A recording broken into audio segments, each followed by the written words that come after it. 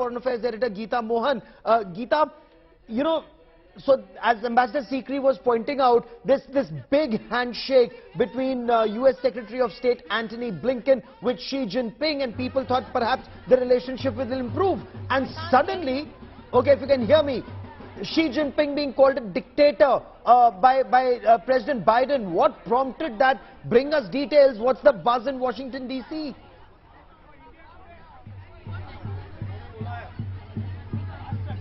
Gaurav, I couldn't understand the question. If you could just repeat yourself.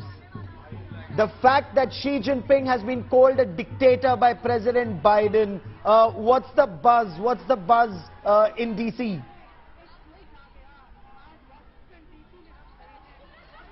Well, Gaurav, the fact that United States of America and China, when it comes to their ties, they are at their lowest. They have reached a nadir point. But so have relations between India and China. At such a point, when you see Prime Minister Modi coming to the United States of America and a state visit being accorded to the Indian Premier, it is very clear where the alliances and strategic interests lie. So India and the United States of America are certainly working together on the China front as well.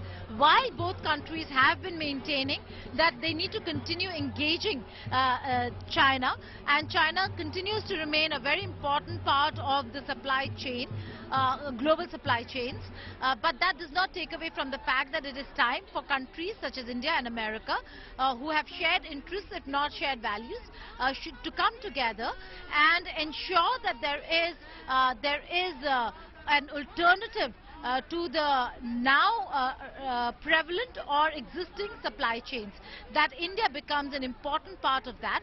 And while President Biden has called President Xi Jinping a dictator, it is only now. We do not know how things will pan out for China and for the United States of America. Gaurav, you've known, every time you've asked me these questions, I always take it with a pinch of salt. Today they are sworn enemies. Tomorrow they could well be allies, or at least competitive partners. So and we've seen that in the past as well. So for now, yes, Xi Jinping a dictator for America, and so is Vladimir Putin. But we do not know how the engagements are going to be. This is coming when Antony Blinken just visited China. So we'll have to wait and see how that really pans out. This is a relationship that has its own ups and downs. India should be very careful in taking these statements as statements that is maybe positive for India. It certainly isn't. Okay, the fact that Chinese President Xi Jinping has been called a dictator by the US President. General, at a time when Xi Jinping, as you say, he wants to be liked, he wants China to be liked, the American President calls him a dictator. General, the world is calling out China for what China has done to the world, whether it's Belt and Road Initiative or debt trap diplomacy or wolf warrior diplomacy. How is China likely to take this? How would China be viewing the India-US tango?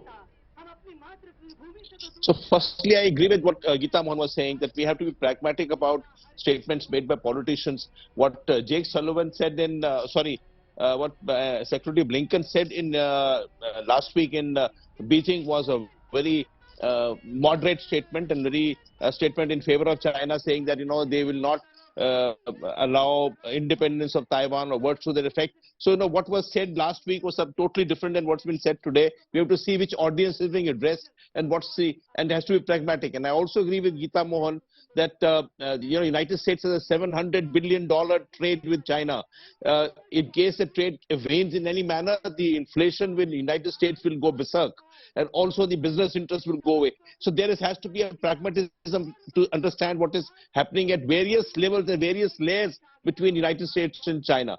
Today is a day that we are celebrating India's importance of the global stage, and Prime Minister Modi having reached there and done what in New York is also what's going to happen in the course of next 2 days in Washington, D.C. That's India's celebrations.